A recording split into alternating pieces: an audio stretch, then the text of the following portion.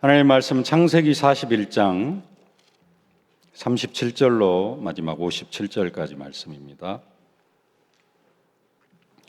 창세기 41장 37절로 57절 말씀 함께 봉독하겠습니다. 바로와 그의 모든 신하가 이 일을 좋게 여긴지라. 바로가 그의 신하들에게 이르되 이와 같이 하나님의 영에 감동된 사람을 우리가 어찌 찾을 수 있으리요 하고 요셉에게 이르되 하나님이 이 모든 것을 내게 보이셨으니 너와 같이 명철하고 지혜 있는 자가 없도다. 너는 내 집을 다스리라. 내 백성이 다 네 명령에 복종하리니 내가 너보다 높은 것은 내 왕자뿐이니라.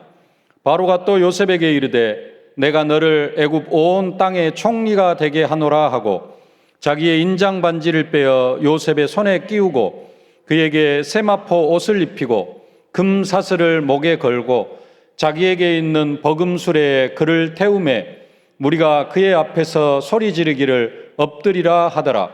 바로가 그에게 애굽 전국을 총리로 다스리게 하였더라. 바로가 요셉에게 이르되 나는 바로라. 애굽 온 땅에서 네 허락이 없이는 수족을 놀릴 자가 없으리라 하고 그가 요셉의 이름을 사브낫 바네아라 하고 또 온의 제사장 보디베라의 딸 아스낫을 그에게 주어 아내로 삼게 하니라. 요셉이 나가 애굽 온 땅을 순찰하니라. 요셉이 애굽 왕 바로 앞에 설 때에 30세라. 그가 바로 앞을 떠나 애굽 온 땅을 순찰하니 7해 풍년에 토지 소출이 심히 많은지라. 요셉이 애굽 땅에 있는 그 7년 곡물을 거두어 각 성에 저장하되 각 성읍 주위의 밭에 곡물을 그 성읍 중에 쌓아두매 쌓아둔 곡식이 바다 모래같이 심이 많아 세기를 그쳤으니 그 수가 한이 없음이었더라. 흉년이 들기 전에 요셉에게 두 아들이 나되 곧 온의 제사장 보디베라의 딸 아스낫이 그에게서 낳은지라. 요셉이 그의 장남의 이름을 므낫세라 하였으니 하나님이 내게 내 모든 고난과 내 아버지의 온 집의 일을 잊어버리게 하셨다 하며 차남의 이름을 에브라임이라 하였으니 하나님이 나를 내가 수고한 땅에서 번성하게 하셨다 함이었더라. 애굽 땅에 7해 풍년이 그치고 요셉의 말과 같이 7해 흉년이 들기 시작하매 각국에는 기근이 있으나 애굽 온 땅에는 먹을 것이 있더니 애굽 온 땅이 굶주림에 백성이 바로에게 부르짖어 양식을 구하는지라. 바로가 애굽 모든 백성에게 이르되 요셉에게 가서 그가 너희에게 이르는 대로 하라 하니라. 온 지면에 기근이 있음에 요셉이 모든 창고를 열고 애굽 백성에게 팔세 애굽 땅에 기근이 심하며 각국 백성도 양식을 사려고 애굽으로 들어와 요셉에게 이르렀으니 기근이 온 세상에 심함이었더라. 아멘.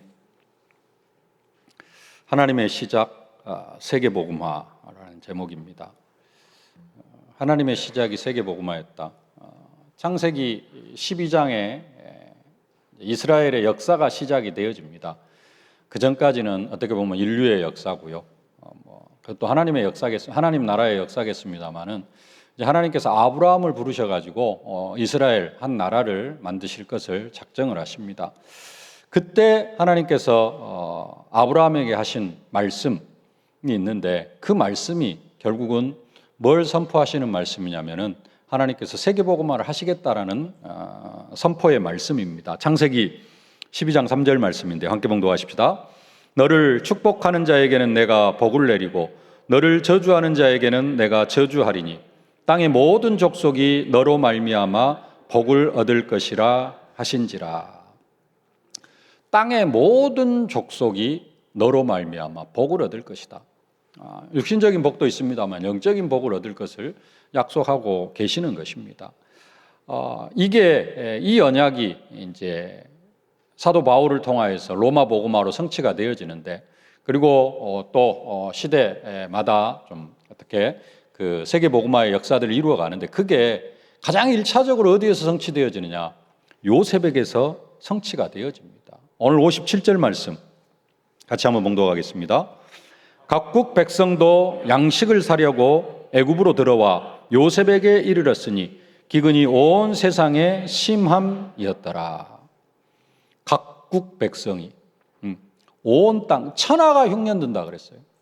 천하가 그 천하가 뒤쪽에 있는 애굽 뒤쪽에 있는 아시아 쪽까지 인지는 모르겠습니다. 하여간 하나님께서 바로의 꿈에 7년 흉년, 7년 풍년, 7년 기근 그 꿈을 주셨는데 천하가 흉년 들었어요. 그래서 천하가 흉년 들어서 애굽 사람들뿐만 아니라 누구까지 각국 백성도 양식을 사려고 애굽으로 들어왔습니다.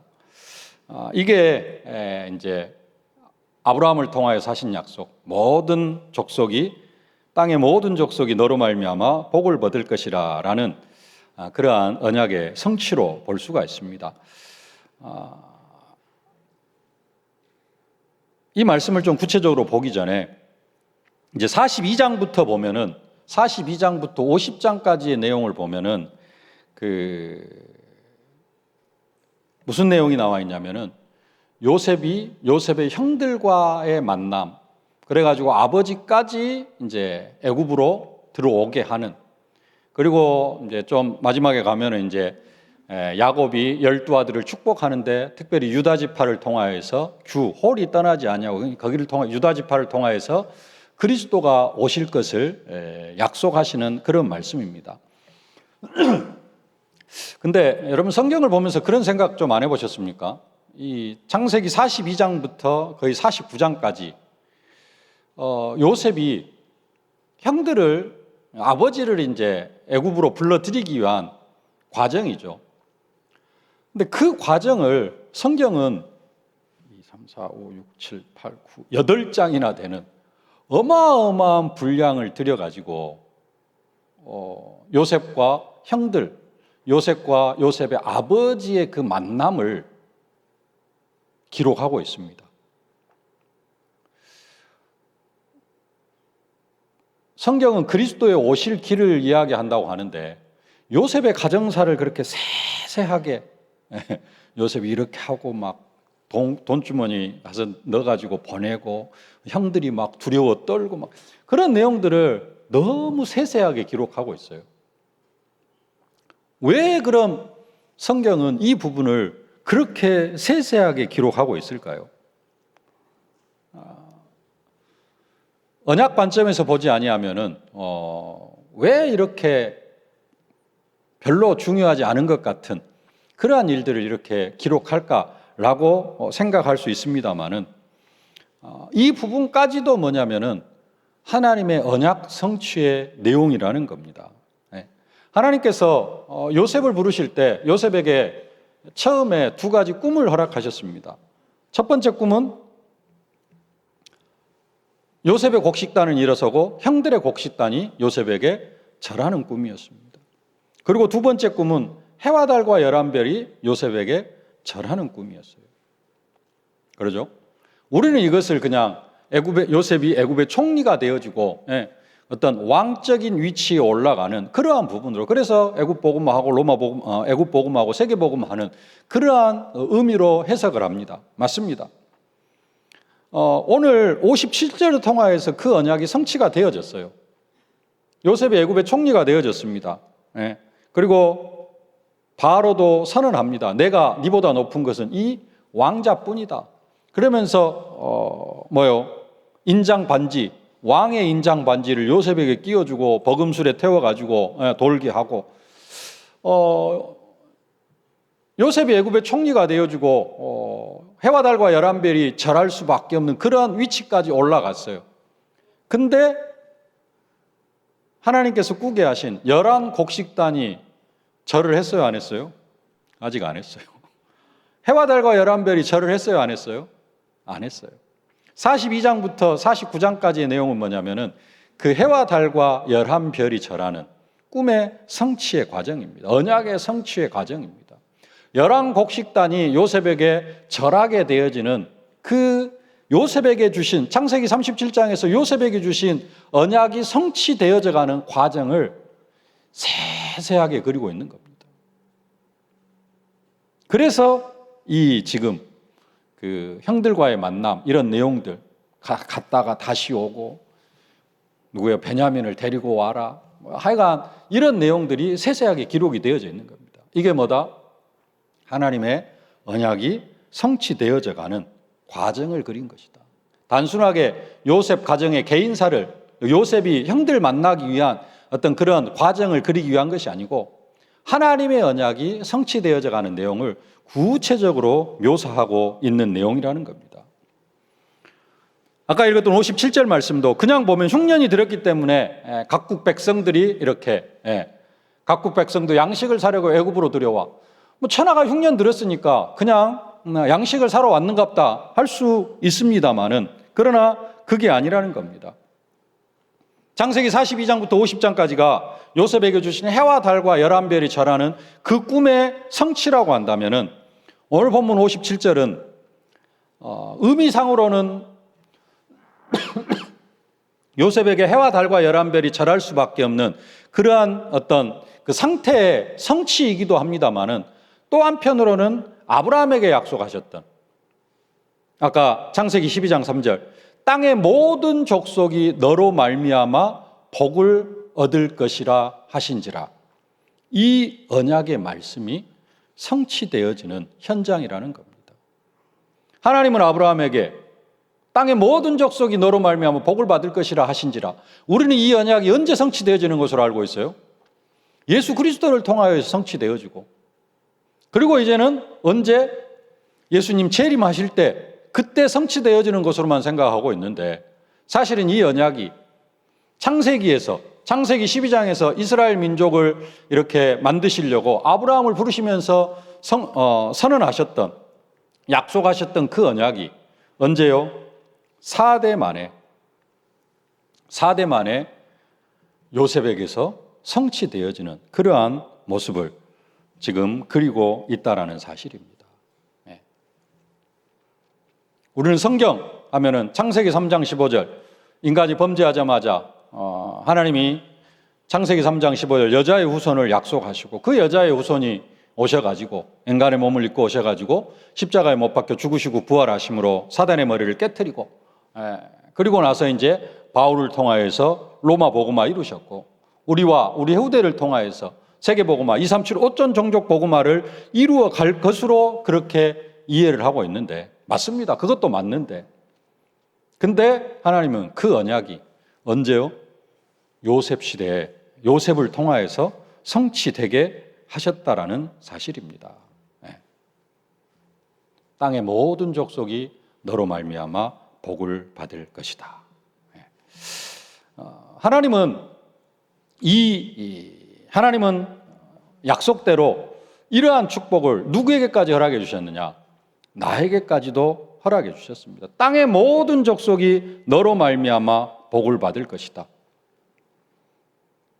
요셉을 통하여서 그 당시에 단순하게 뭐 하러 온 게 아니에요? 쌀 사러 왔어. 쌀이 아니라, 쌀은 우리가 주식이 쌀이죠. 쌀인지 벌인지 밀인지를 모르겠습니다. 하여간에 양식을 사러 왔어요. 그럼 양식 사러 온 사람들이 무슨 생각을 할까요? 천하 각국에서 양식을 사러 왔어요. 양식 사러 와가지고 무슨 생각을 해요? 아니, 천하가 흉년 들었는데 왜 애굽은 이렇게 양식이 풍족하냐? 궁금해할 수 있겠죠. 그러면은 소문이 나죠. 왜 애굽 땅에는 이렇게 양식이 풍족해요? 애굽도 똑같이 흉년이 들었는데. 그러면 이제 소문이 나요. 무슨 소문이 나요? 한 7, 8년 전에 바로 왕이 꿈을 꿨는데, 이러이러 꿈을 꾸고 어느 누구도 해석을 못했는데 감옥에 있던 요셉이라는 지금의 총리가, 애굽의 총리가 그 꿈을 해석했다. 그 꿈의 해석이 뭐냐? 7년 풍년 뒤에 7년 흉년이 될 것이다. 그래서 7년 풍년이 들 때 요셉이 애굽의 모든 그 양식들을 다 창고에 저장해가지고 지금 우리가 그 쌀을, 그 양식을 사러 간다. 그러면 요셉은 그 꿈을 어떻게 해석을 했느냐? 하나님의 영에 감동되어서, 이따가 나오겠습니다. 하나님의 영에 감동되어 하나님이 주신 지혜로 이렇게 되어졌다. 그게 어디로 퍼져나가요? 양식을 사러 온 모든 사람에게 퍼져나가고, 그러면서 하나님의 이름이 천하 각국에 전파되어져 가고, 그러면서 하나님의 역사가 이렇게 퍼져나가는 것, 그게 이제 그 당시에 세계 복음화라는 겁니다. 요셉을 통하여서 하나님은 그 일을 이루셨는데, 이제는 이 시대에 우리를 통하여서, 나를 통하여서 하나님은 그 역사를 이루어 가시기를 원하시고 계신다라는 겁니다. 그래서 우리에게 주신 말씀이 뭐예요? 요셉에게는 해와 달과 11별이 자라는 꿈을 주셨다면 우리에게는 모든 민족, 만민, 땅끝이라는 그 언약을 주셔가지고 모든 민족으로 뭘 해라? 제자를 삼으라 명령하고 계십니다. 나 자신은 누군가가 전하여 준 복음으로 말미암아 복을 받았어요. 무슨 복? 하나님의 자녀가 되어지는 그 복을 받았습니다. 이제는 나를 통하여서, 하나님은 나를 통하여서, 내가 전하는 복음을 통하여서 모든 민족이 복을 받기를 원하고 계십니다. 중요한 것은 여러분 잘 생각해 보십시오. 내가 하나님의 자녀가 된 게 복입니까? 하나님의 자녀가 된 내가 많은 사람을 복음으로 인도하는 게 복입니까? 두 개 다 복인데 어느 게 더 큰 복입니까? 사도 바울이 다메섹 도상에서 거꾸로 져가지고 예수 만난 게 복입니까? 사도 바울이 다메섹 도상에서 거꾸로진 다음에 이방인이나 사도로 그래가지고 1차, 2차, 3차 선교 여행하면서 다니면서 많은 교회들을 세우고 로마까지 가서 로마 복음화의 그 역사를 쓴 게 복입니까? 어느 게 더 큰 복입니까? 전자라고 하면은 할 이야기는 없고요.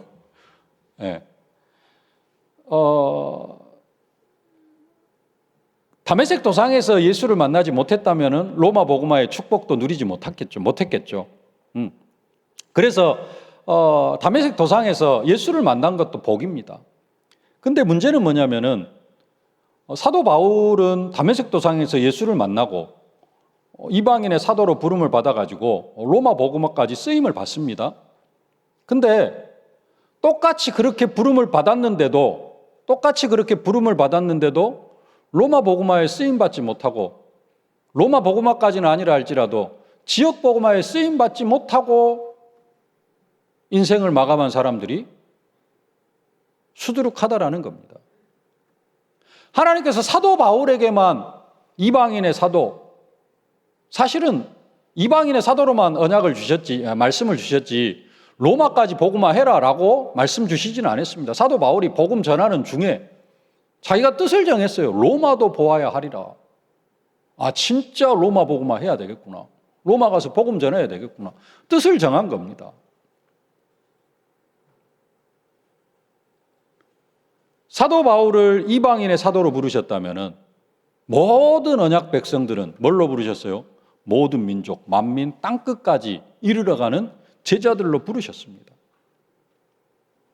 근데 사도 바울은 로마 복음화의 축복을 누렸어요. 우리들은 똑같이 부름을 받았지만은 진짜 그 뒤에 응답을 받는 사람이 있고 못 받는 사람이 있어요. 금요 심야 기도회 때 요나에 대해서 간단하게 살펴봤습니다만은 하나님은 요나를 부르셔가지고 니느웨에 가서 멸망을 선포하라고 하십니다. 첫 번째 말씀 주실 때는 네 악독이 내 앞에 상달되었음이니라 그럽니다. 니느웨의 악독이 하나님 앞에 상달되어졌다라고 가서 니느웨에 가서 선포하라고 합니다. 근데 배 타고 다시스로 도망을 가죠, 요나가. 두 번째 말씀 임할 때는 뭐라고 말씀하시느냐? 40일이 지나면은 니느웨가 무너지리라. 니느웨에 가서 니느웨의 멸망을 선포하라는 것이었습니다. 첫 번째 부름을 받았을 때는 요나가 배 타고 다시스로 도망을 갑니다. 그래가지고 이렇게 풍랑 만나서 물고기 뱃속에 들어갔다가 다시 니느웨로 갑니다. 니느웨로 가서 두 번째 사흘길을 걸어가야 되는데, 사흘길을 걸어야 니느웨 성을 전체를 다 돌 수 있는데 하루길 대충 그냥 듣든지 말든지 40일이 지나면 니느웨가 멸망을 할 것이다, 하나님이 그렇게 말씀하셨다 하면서 하루길 대충 돌고 끝내버렸어요.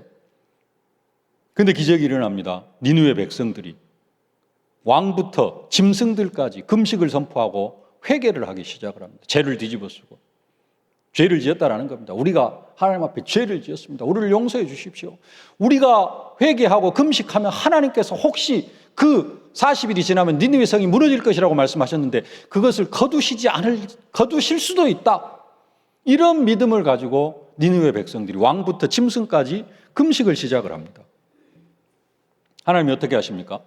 그 니느웨 백성들, 니느웨가 아수르의 수도거든요. 그 니느웨 백성들의 기도를 들으시고 하나님께서 아수르를 멸망시키지 아니하십니다. 근데 중요한 것은 38년 뒤에 그 아수르에 의해서 아수르의 수도가 니느웨거든요. 그 아수르에 의해서 38년 뒤에 북왕국 이스라엘이 완전히 멸망을 해요. 나라가 없어져 버립니다. 핵심 어제 정확히는 생각이 안 나는데 핵심 시간인가 아마 그 히스기야 왕 이야기를 하셨어요. 히스기야 왕은 북왕국 이스라엘이 멸망한 뒤에 한 7년 정도 지나가지고 남왕국 유다의 왕이 되어집니다.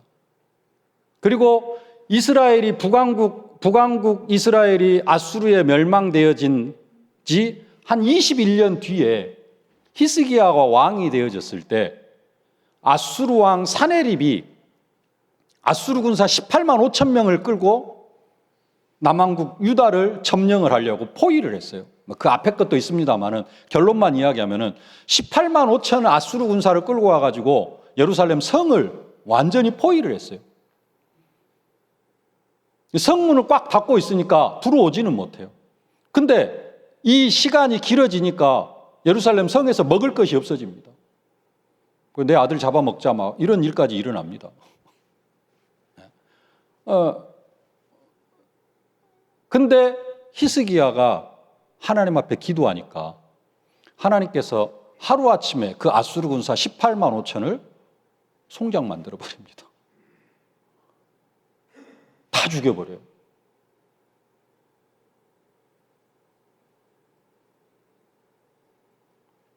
생각해 보십시오. 북왕국 이스라엘은 아수르에 의해서 완전히 멸망을 당했습니다. 남왕국 유다도 예루살렘이 완전히 아수르에 의해서 멸망당할 상황인데 히스기야 왕이 그때 하나님 앞에 간절히 기도합니다. 그러니까 아수르 군사 18만 5천을 하나님께서 그 자리에서 다 죽여버려요. 왜 하나님은 북왕국 이스라엘을 멸망하게 하셨을까요? 그 아수르에 의해서. 또 하나님은 왜 아수르를 그 요나 시대에 악독이 상달했으니까 멸망시켜버리면 되는데 왜 멸망시키지 않고 요나로 하여금 그 아수르에 가서 멸망을 선포하라 하셨고 그 아수르가 회개를 하니까 하나님께서 왜 그 아수르를 용서하셨을까요? 또 한 가지 질문. 심하게 듣던 이야기인데요. 요나가 38년 뒤에 그 아수르에 의해서 자기 나라 북왕국 이스라엘이 완전히 멸망할 줄 알았다면은, 만약에 알았다면은 아수르에게 어떻게 했을까요? 니느웨에 가서 멸망을 선포하라고 했을 때 어떻게 했을까요? 이거는 다 죽어버려야 돼 하면서 더 도망갔을까요? 아니면은 이 나라가 하나님의 은혜를 알고 하나님의 역사 속으로 들어오도록 더 간절하게 외치고 하루길 대충 외쳐놓고는 하나님께서 어떻게 하신가 보자 하면서 박능골 하나님이 딱 해주니까 거기에서 편안히 그늘에 앉아가지고 하나님 빨리 이 아수르를 멸망시킬 것이야 막 하면서 그러고 있었을까요?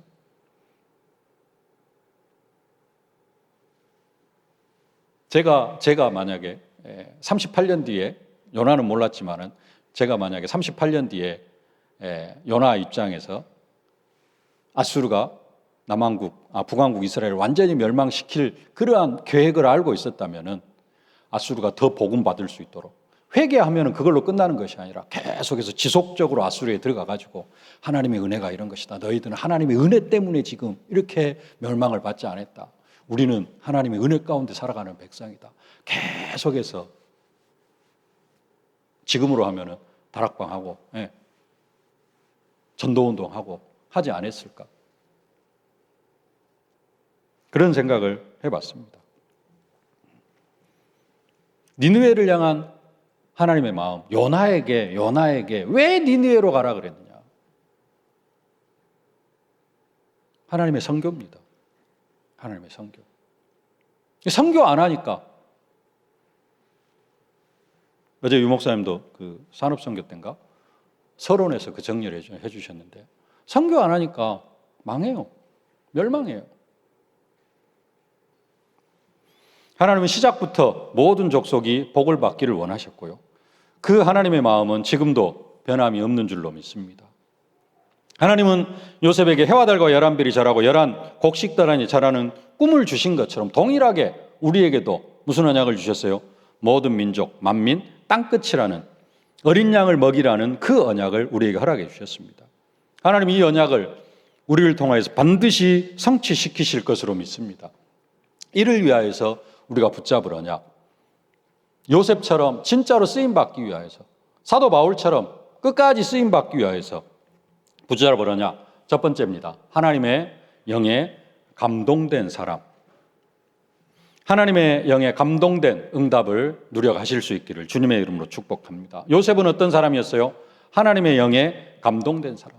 누가 볼 때도 불신자가 볼 때도 바로 왕이 볼 때도 하나님의 영에 감동된 사람이었습니다. 38절 말씀 함께 보겠습니다. 바로가 그의 신하들에게 이르되 이와 같이 하나님의 영에 감동된 사람을 우리가 어찌 찾을 수 있으리요 하고. 하나님의 영에 감동된 상태는 어떤 상태일까요? 하나님의 영에 감동된. 다른 성경들을 좀 봤더니 NIV나 이런 걸 봤더니 그냥 하나님의 영이 함께하는 사람, 하나님의 영을 가진 사람. 우리는 이제 해석을 하면 그렇게 되어지는데 우리 개역개정은 하나님의 영에 감동된 사람이라 그렇게 표현을 하고 있습니다. 오늘 하나님의 영에 감동되었다 그러면은 딱 생각나는 단어가 뭡니까? 성령 충만. 하나님의 영에 감동된 사람, 성령 충만을 생각을 합니다. 우리가 보통 그냥 하는 기도가 뭐냐면은 성령 충만 달라고 기도를 합니다. 그러죠? 제가 이 메시지를 준비해 놓고도 아까 묵도할 때 간단하게 기도하는데 저도 모르게 성령 충만 달라고 기도를 했어요. 근데 기도를 좀 우리가 알고는 해야 되거든요. 바로 알고는 해야 됩니다. 하나님이 성령 충만을 안 주셨나요? 왜 우리는 하나님 앞에 그렇게 성령 충만 달라고 기도를 합니까? 하나님이 성령으로 충만하게 안 하시는가요, 우리를? 나의 육신, 나의 마음, 생각, 이것을 온전히 주관하는 게 성령 충만입니다. 그냥 충만, 풀, 가득 찬 거예요, 성령. 그러니까 생각하고 말하고 듣고 보고 하는 것을 어떻게 하는 것이냐. 성령께서 완전히 주관해 달라고 하는 겁니다. 그러면 성령께서 내 안에서 나의 그 말하고 생각하고 하는 모든 것들을 주관하지 않느냐? 주관하지 않으실까요? 그냥 내버려 두실까요?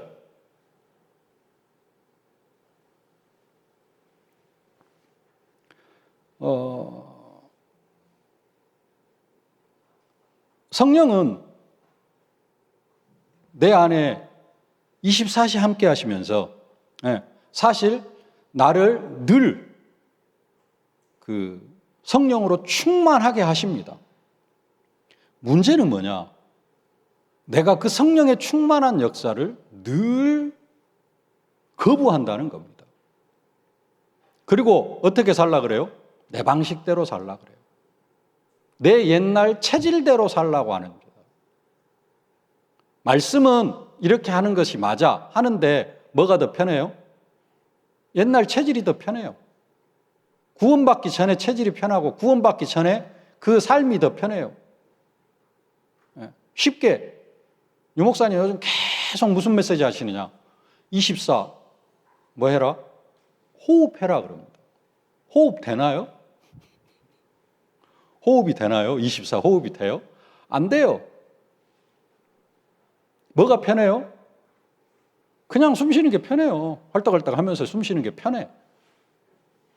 하나님은 내 안에서 뭐 하기를 원하시고 계셔요? 호흡을 하기를 원하시고 계셔요. 그래서 메시지도 주시고 생각나게도 하시고 하시는데 내가 그걸 늘 거부해요. 왜? 그 하나니까 헐떡이고 귀찮고 내 뭔가 지금 체질이 안 맞고. 그래서 뭐 하는 거예요? 내가 그 성령의 역사를 늘 거부하는 겁니다.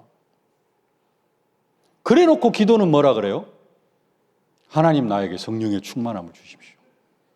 아니 하나님은 충만하게 내 안에서 계속해서 깨닫고 생각나게 하고 말씀 주시고 속된 말로 옆에서 쿡쿡 찔러요. 아니 좀 이렇게 좀 인도도 좀 받고 말씀도 생각나게 하고 하는데 아이고 귀찮아요. 좀 더 자야 되고 아이고 좀 자는 게 좀 편하고 아이고 기도하는 것보다 잠자는 게 편하고 호흡하는 것보다 그냥 숨 쉬는 게 편하고 그래 놓고 뭐라 그래요? 하나님 성령 충만 달라고. 맞는 기도예요? 어떻게 보면은 성령 충만 달라고 기도할 게 아니라 진짜 기도는 하나님 내가 성령의 역사를 거부하지 않게 하여 주옵소서. 그래야 조금 조금이라도 인도받고 싶은 마음이 들 거예요. 하나님한테 성령 충만 달라라는 기도는 모든 원인을 내가 기도 안 하고 내가 전도 안 하고 이 모든 이유를 누구한테 돌리는 거예요? 하나님이 성령 충만 안 줘가지고 내가 지금 기도도 못하고 있고 내가 전도도 못하고 있자. 이런 의미입니다. 그래서 하나님이 나에게 성령 충만 주셔야지 내가 뭔가를 할 수 있는 것처럼.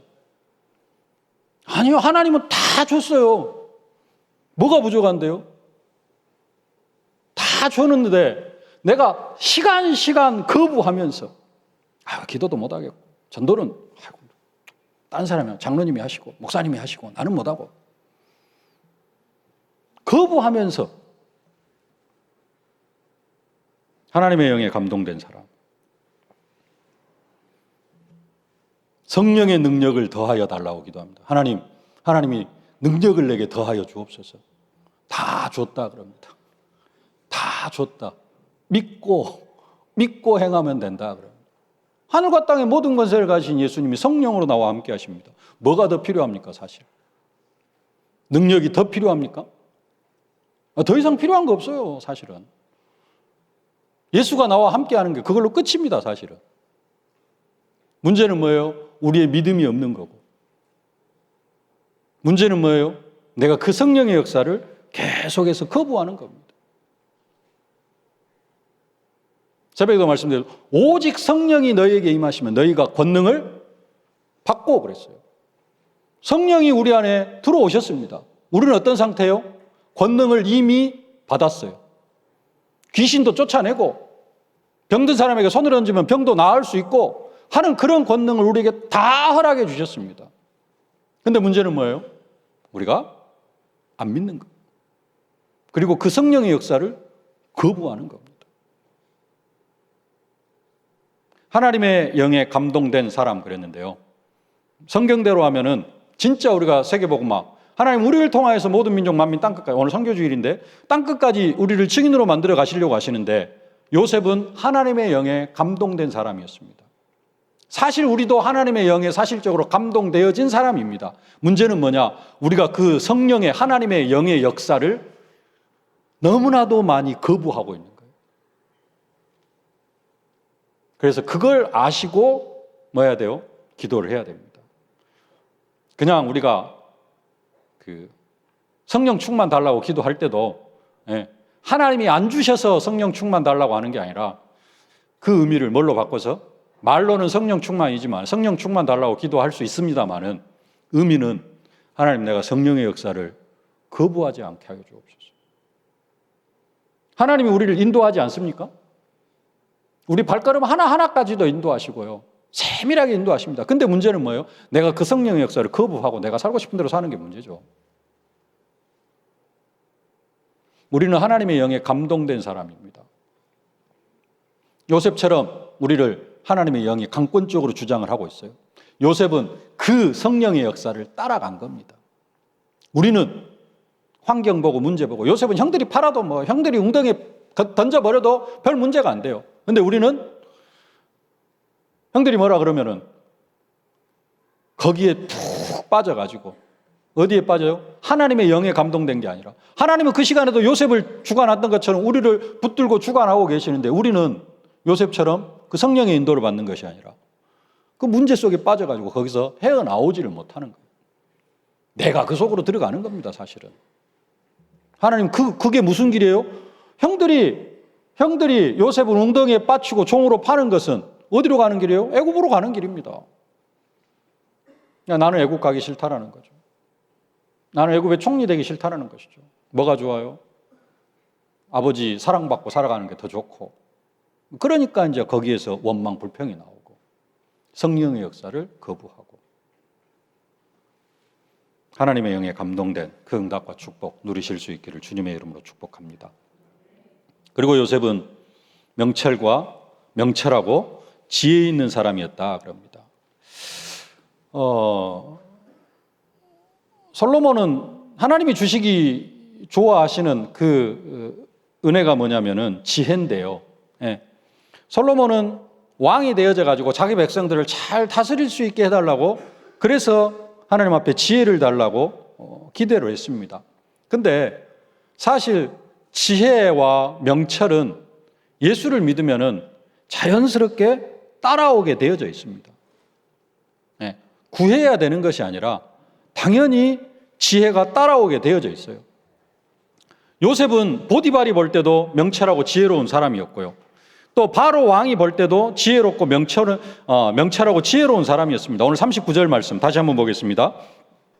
요셉에게 이르되 하나님이 이 모든 것을 내게 보이셨으니 너와 같이 명철하고 지혜 있는 자가 없도다. 요셉은 하나님이 깨닫게 하신 거 그냥 그대로 이해하기만 했어요. 근데 불신자가 볼 때는 어째요? 진짜 어느 누구도 해석하지 못한 바로의 꿈을 다 해석을 해가지고 계획까지 이렇게 딱 내놓잖아요. 다니엘, 우상 앞에 드려진 재물 먹지 않겠다 뜻만 정했는데 하나님께서 온 바벨론의 박사와 술객들보다 10배나 더 뛰어난 그러한 지혜를 허락해 주셨습니다. 그 지혜는 어떤 지혜냐? 돈 잘 버는 지혜가 아니에요. 세상 지식을 많이 하는 그런 지혜가 아닙니다. 사람들 앞에 자기 자신을 돋보이게 하는 그런 지혜가 아닙니다. 이 지혜는 어떤 지혜예요? 하나님을 섬기는 지혜고 하나님을 섬기는 지식입니다. 잠언서 1장 7절. 잠언서 1장 7절입니다. 여호와를 경외하는 것이 지식의 근본이거늘 미련하는 자는 지혜와 훈계를 멸시하느니라. 여호와를 경외하면은 그의 지식의 근본이고 그게 지혜고요. 또 임마누엘의 축복을 누리면은 지혜가 넘쳐나게 되어져 있습니다. 골로새서 2장 3절. 그 안에는 지혜와 지식의 모든 보화가 감추어져 있느니라. 요셉은 하나님의 영에 감동되어져 가지고 또 명철하고 지혜 있는 사람이 되어져서 바로의 마음을 감동시키고 애굽 복음화, 그 당시 세계 복음화의 역사를 이루어 갔던 것들을 볼 수가 있습니다. 하나님은 시대마다 하나님의 계획이 뭐예요? 세계 복음화입니다.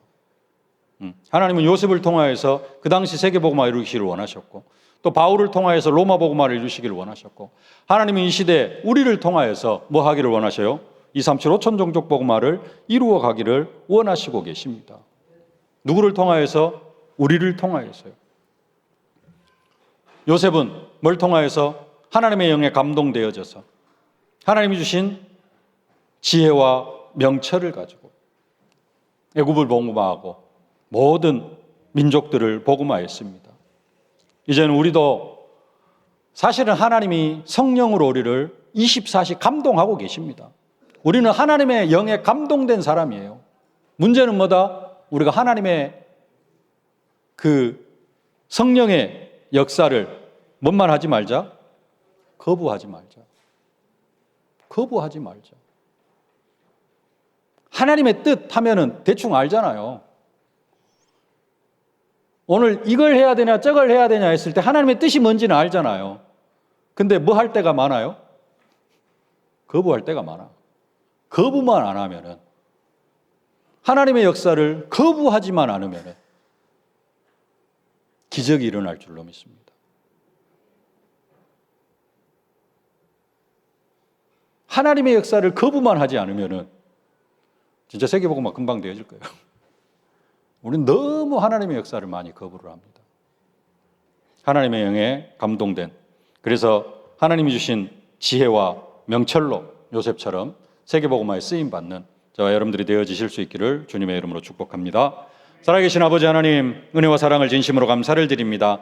하나님의 시작, 세계복음화의 계획이었고 그 계획을 요셉을 통하여서 이루셨고 사도 바울을 통하여서 이루시고 이 시대에 우리를 통하여서 이루시길 원하시는데, 아버지 하나님, 우리가 세계복음화에 쓰임받기 위하여서 하나님의 영에 감동되어 성령의 역사를 거부하지 않는 자 되어지게 하여 주옵소서.